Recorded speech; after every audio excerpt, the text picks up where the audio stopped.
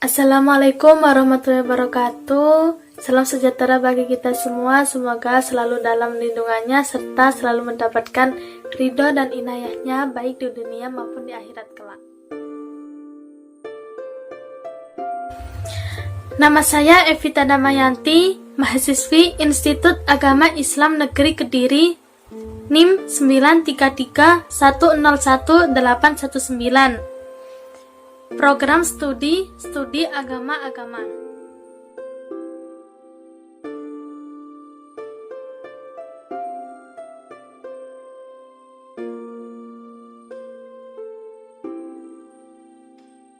Aristoteles lahir di kota Stagira, Makedonia tahun 384 Masehi. Ayahnya bernama Nikomakus, seorang tabib pribadi Raja Amintas dari Makedonia.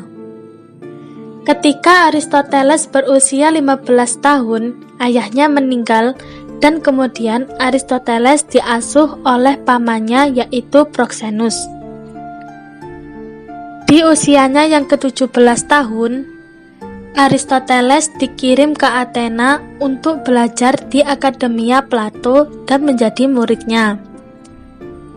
Selama Aristoteles berada di akademi tersebut, ia juga mengajar anggota-anggota akademia yang lebih muda. Ia mengajarkan tentang pelajaran logika dan retorika. Ia juga menanamkan minat dalam hal spekulasi filosofis. Sepeninggal Plato pada tahun 347 sebelum Masehi, Aristoteles meninggalkan Athena dan pergi ke Assos. Kemudian, Aristoteles mulai mengajar di sekolah yang berada di Assos tersebut. Di sini Aristoteles menemukan sang pujaan hati yang bernama Pitias dan dinikahinya. Pitias merupakan anak angkat dan keponakan Hermeias. Hermeias merupakan penguasa pesisir Asia Kecil. Pada tahun 345 sebelum Masehi, Hermeias dibunuh tentara Persia. Hal ini menyebabkan Aristoteles harus melarikan diri dari Assos dan akhirnya pergi ke Mitilene di Pulau Lesbos. Kepergiannya ke sana juga adanya undangan dari Theophrastos, yaitu murid sekaligus sahabatnya. Sekitar tahun 342 sebelum Masehi, Aristoteles diundang Raja Philippos dari Makedonia untuk mengajar anaknya yang bernama Alexander, yang ketika itu berusia 13 tahun. Tugas Aristoteles mengajar ini selesai sekitar tahun 340 sebelum Masehi. Kemudian, Aristoteles kembali ke Athena, di mana saat itu akademia sudah berganti kepala akademia, yaitu dari Speusippos, keponakan Plato, yang kemudian digantikan oleh Xenocrates, sahabat Aristoteles. Aristoteles tidak kembali ke akademi tersebut. Ia mendirikan sekolah di Lyceum.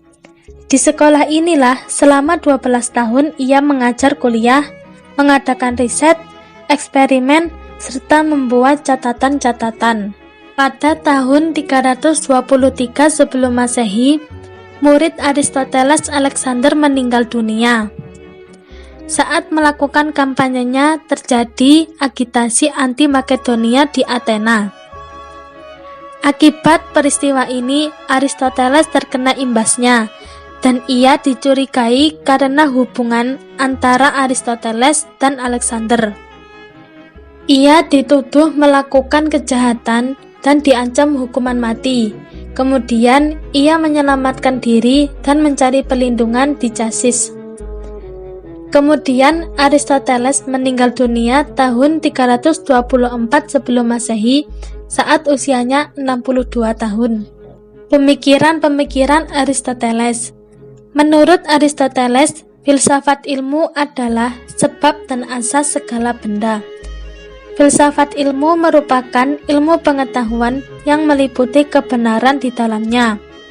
Ilmu metafisika, logika, retorika, etika, ekonomi, politik, dan estetika. Teori-teori Aristoteles memiliki pengaruh besar dalam pemikiran Barat, karena teori-teorinya dianggap masuk akal dan sesuai dengan pemikiran masyarakat umum. Filsafat Aristoteles berkembang dalam 3 tahapan, yaitu: pertama, ketika ia masih belajar di Akademia Plato. Di sini gagasannya masih dekat dengan gurunya.